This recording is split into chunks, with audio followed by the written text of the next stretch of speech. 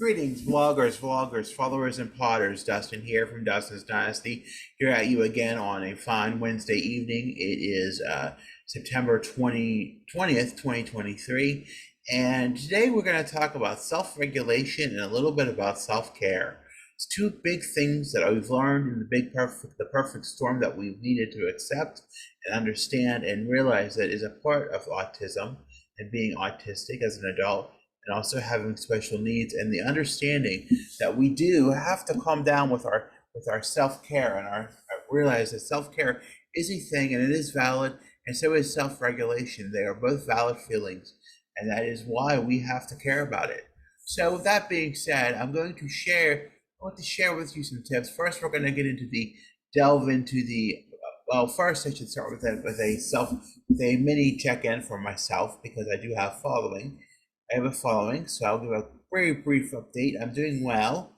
Today, you realize today is Wednesday. We have a lot going on this weekend, but just keeping that self-regulation and that self-care plan going, so that it's important that things, are taken care of in a nice, healthy way, so that it's just a very healthy way to just think about it. So that's just really where we stand with that and how it goes. Um, but we're here, and it doesn't matter what somebody thinks or somebody understands, but you have to take care of you first and foremost. You can't take care of yourself, and you have to be able, as an autistic person, to be able to regulate. And I think that's the biggest thing. I think the biggest takeaway I've gotten all week this week is that you have to regulate and be able to take care of you. So really, we're going to go ahead into some emotional regulation or some self-regulation, and that looks different to everybody, but particularly in the autistic community, it's a much needed skill, and a very hard to look at skill when you think about it, because it's just so it's not that it's a bad thing. It's just we need it because the world is not made for us many times, and sometimes we're just put out in this world where it's very challenging, it's very complex. And when we get to our safe space, whether we're living with family or we're living on our own, we have to find that way to regulate. And you'll see that a lot. You might wonder why, if you have an autistic person living with you, whether you're a parent or somebody who cares for one, why they just want to, when they come home, it's like they just want to be free of everything that's constricting them, whether it be a sensory need or whether there's too much going on for their sensory palette. Or we may see where sometimes we're wearing clothes may be an issue, or just things where it's hard to regulate those sensory issues. And when they're home, they feel that they're in their safe element, and that's where that acceptance needs to be understood, and areas may need to be defined for them to get into those safe areas and understand where what if that they need their time and they need their space to do what they need to do, whether that be self-caring for themselves or self-regulating in a way that is very healthy and must be understood as being valid, and not as a way of being lazy or misconstrued. So, that's one big thing, about it. And I think that's a thing I had to understand, being on my own for 5 years and not really taking it to heart, or really just doing it and then being angry about it later on because I have to follow through the things that are necessary later on in life. So it can be a double-edged sword, and it can be a challenge.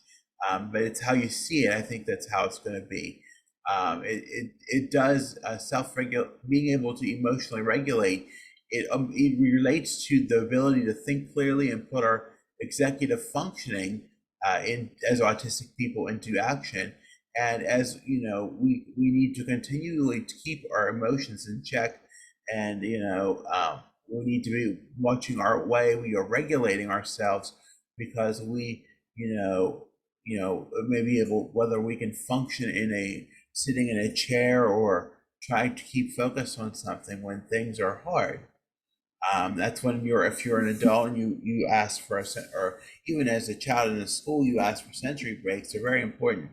So you have to be ready to if every strategy. Now these may be strategies that I may share with you, or that may work in one person, but as we know, there's autistic things and strategies, and people with autistic people are different and unique in our very own ways, and it varies very much from person to person.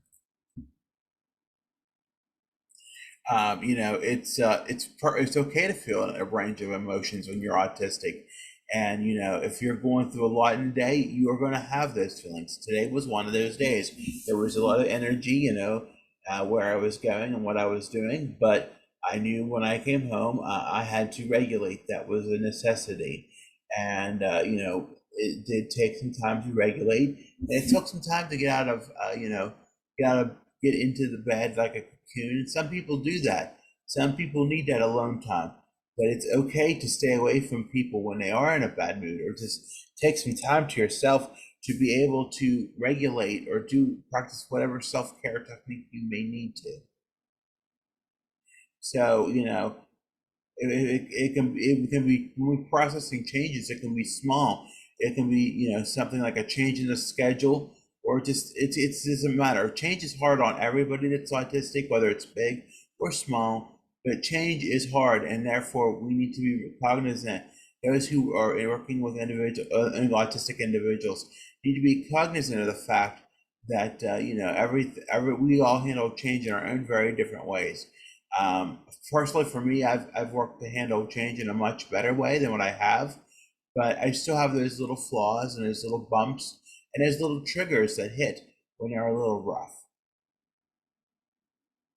It's it's very important to understand, the relationship between the emotions of a family member than to an autistic individual. And you must understand that if you need, what helps one person to regulate may be different from what a person, may another autistic person may need to relate with. So some people may need something like squeezing a stress ball, or sensory input, or flapping, or going for a walk. Everybody has their different things.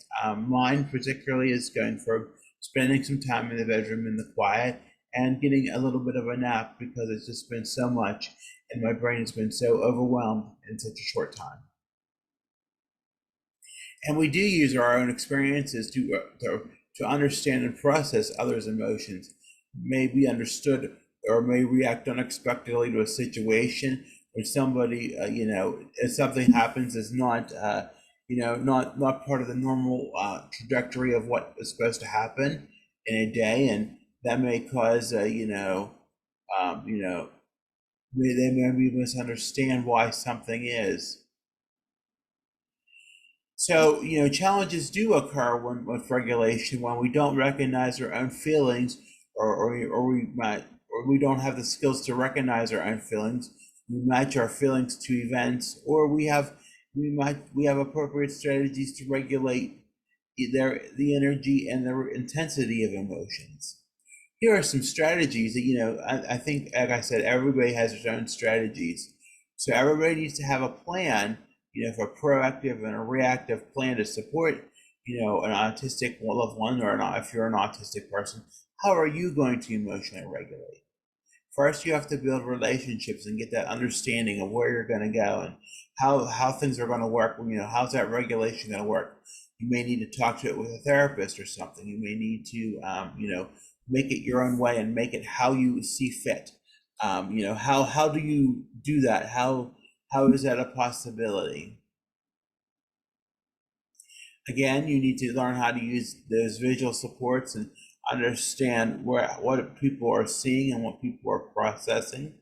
And interception is a big thing too to understand when it comes to you have to listen to your body and understand it. There may be things that may be throwing you off. Like, for example, today, I had gotten some things and I gotten some extra food, and I was automatically into the pound cake when I got home, because my body wasn't regulated. My body wasn't fully fed, and it wasn't understanding the message that it needed to know, that I needed to sleep, but I also needed to snack.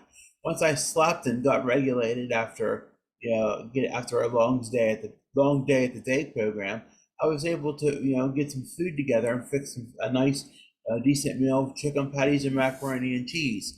But it's all in how you see and how you know. You have to understand it, the message is to understand that there is a reality with interception. Somebody may need to use the restroom. Somebody may need that alone time with a least restrictive environment. Somebody just may need a drink of water. It's all about that interception. And I'll pin up a video about interception so people understand, where I'm coming from with this.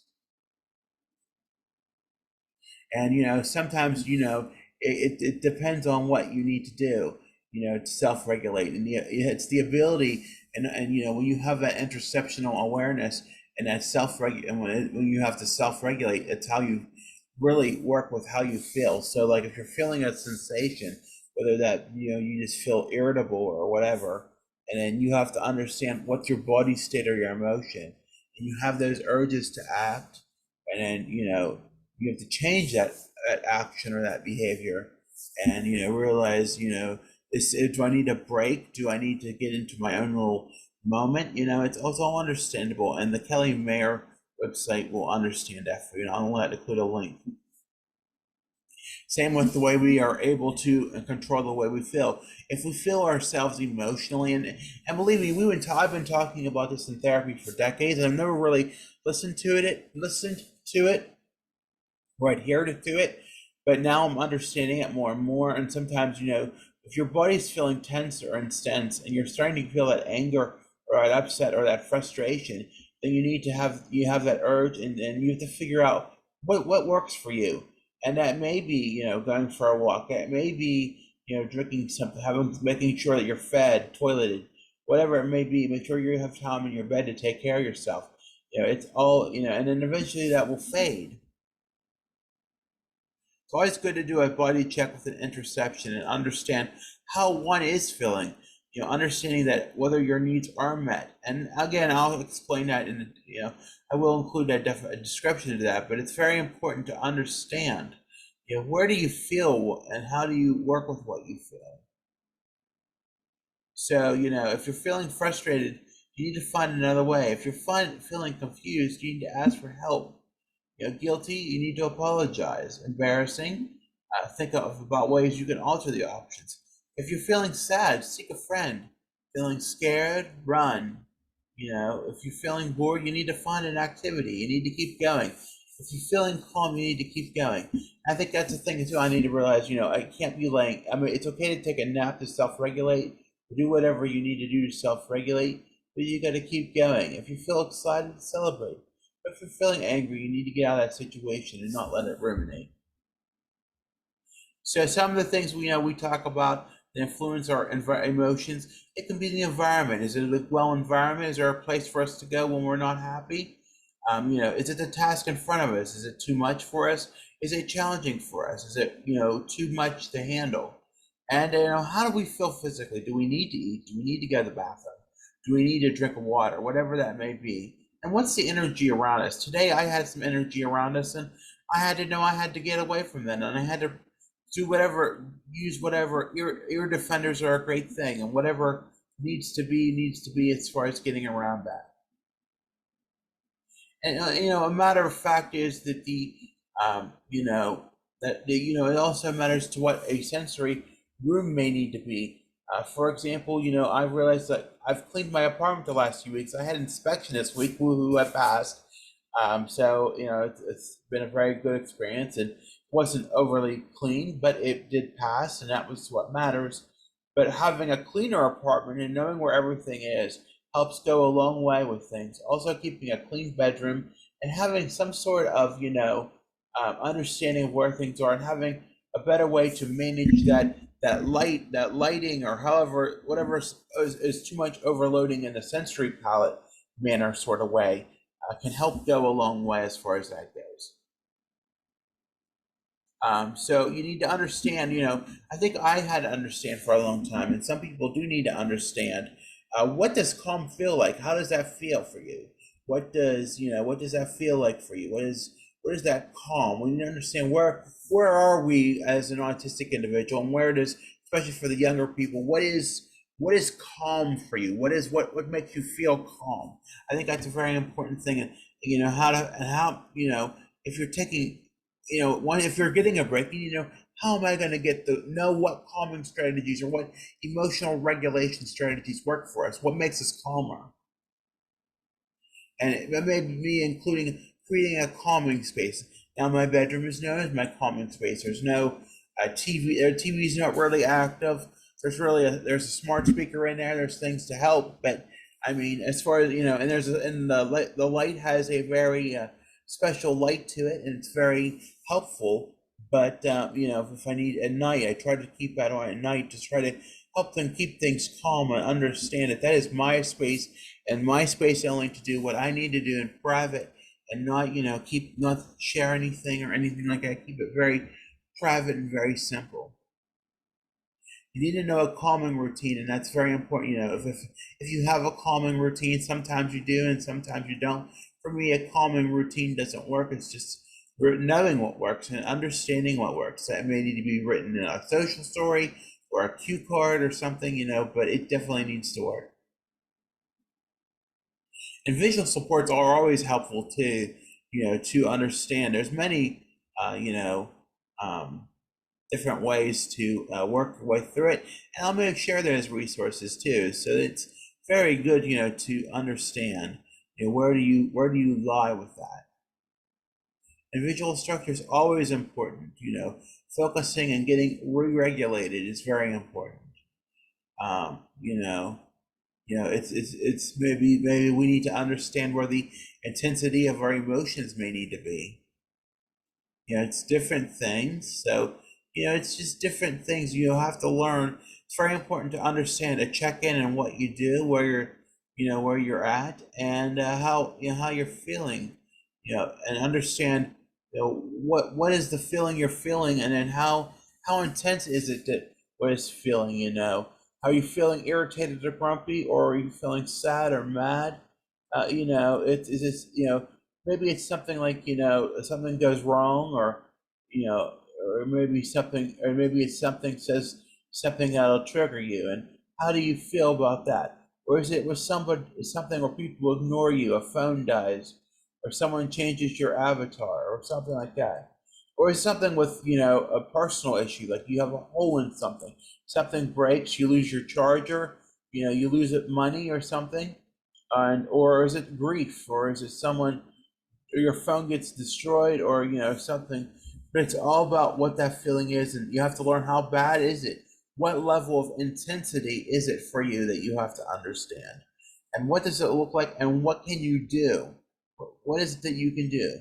And you need to be flexible when you're learning things, or understanding when with frustration, anxiety, disappointment, what's the next best thing you can do to get out of it. You need a script to know what to do when you feel frustrated. Why do you feel frustrated? Because you don't know, and how do you choose to work with what you do? And why do you feel this way? Maybe a social narrative needs to help. Maybe you need to realize change isn't that bad, and it's really not. And that's what I'm saying for me, but what will you do today? How will you work through that? So some things that may be helpful is a calming card or a calm down list. I have a list of calming tools that help me calm down. So it's all in what you see. Um, there's some positive self-talk is always a good thing too, and it's very important. And evaluate those calming techniques and go with them and learn what you need to know. Learn your coping strategies and evaluate them often. So have a plan. That's very important. Use those strategies throughout the day, model them, reinforce them, and the right emotional regulation support will help decrease stress. It'll change the level of way you're feeling. You'll be able to move more, and you'll be able to influence all aspects of your life. So that is basically what, in a nutshell, and I did paraphrase that from a PowerPoint that I learned from Indiana University, the Indiana Resource Center of Autism, and I may include some of those, in the description of where that source came from. So that that's part of what you do when you are frustrated and you need to self-regulate. But part of that also falls in a way of self-care. That's part of, I got this newsletter from my insurance today, and it says, take a key to a healthier you. You shouldn't put, sometimes we mask, and that's known as autistic masking, but we have to function in a world that's not made for us. And, you want to help because you want to help others or want to be something, you have to navigate through a world that's not made for us, and it's not healthy. And there's a lot about that too. But it's what it is, what it is. And you have to know how to be your best self, whether that's your own physical, mental, or emotional health. It's very important to practice self-care because it helps you build resilience, manage stress, and get the energy or empathy required to care for those in need. Simple changes and additions can help with this, things that matter. It's also important to get sleep, and I know autistic people just struggle with sleep, and I do too. But we get through it. Make sure to eat a healthy diet and exercise when you can. Be sure to get every good night's sleep, a nutritious meal, or a walk around the neighborhood is a deposit in the wellness piggy bank. And over time, you'll feel rested, but also more energetic. Make time to focus on relaxation, unwind your mind through deep breathing, meditation, mindfulness, exercises. You should examine your negative thoughts and determine what you have the power to change. Take action about it.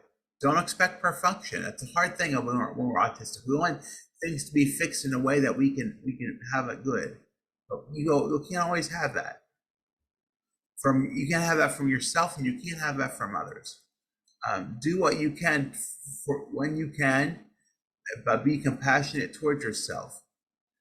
These activities do help manage your stress and anxiety. There's no escaping the occasional stress, and it's a normal part of life.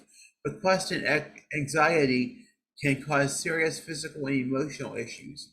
Understanding how stress affects you, it can help a big part in it. It can be hard to stick with your sleep, diet, and exercise and relaxation routine when you're stressed, but that's exactly when it helps the most. Don't let worry paralyze you into doing nothing. Try to keep your concerns in perspective, and think about what you can do instead of worrying. Talk to friends about family or your problems. Make a plan to deal with issues that may cause you stress. And again, that may be where that private time for an autistic individual may come in necessary, because whether that's any type of, we're coming of age or anything, that can also be a helpful stress reliever as well. And the most important thing is that you take some kind of action so you don't feel powerless. Taking these steps will make you a more resilient person. You should be learn to be a grateful person. That helped me a lot. Through all the stresses in life, gratitude is a powerful emotion, and it can help you appreciate the present. It shields you against the negative and fosters a sense of self-worth. It can improve satisfaction with your life, make you feel greater optimism and enthusiasm, and even strengthen your immune system and lower your blood pressure. One way to find your sense of gratitude is to keep a journal and write down a few things that you're grateful for every day. Consider how other people contribute to your happiness and the small pleasures in your life. Usually 3 things really work for that, and I think is really good. Your daily relaxation exercises, and which you can help manage that stress, and which can make it easier to sleep, eat well, be motivated, and take exercise. Every step reinforces a stronger and happier you. So those are just a few things of what I do. I know I paraphrased a lot of stuff, but a lot of that stuff is true, and it's a lot of helpful things. So I encourage you I will have links on this in the description. I do encourage you to check that all out. And I'm going to get off here for now, but be sure to it's going to be a busy weekend. So I will be self-regulating. I will be practicing self-care. And with that being said, I think we'll jump off of here. Be sure to follow me on if you like, and subscribe if you haven't already. I appreciate all the subscribers I do get on YouTube. Please know we're just starting back with this new series. It's about getting back regulated after getting the perfect storm that happened during my relapse about a month ago. And we're still doing well, so that's very important. But anyway, we're here. We're doing it. We're doing the best we can. Um, Nonetheless, be sure to follow me on Facebook, Instagram, Twitter, Pinterest at Dustin's Dynasty, on the web at dustinsdynastyusa.com. And if you if you like Linktree, my handle is Dustin's Dynasty. Again, lastly, I want to thank you for listening. Be sure to have a good week. Take care of yourselves. Stay safe out there, and we'll talk to you soon. Bye for now.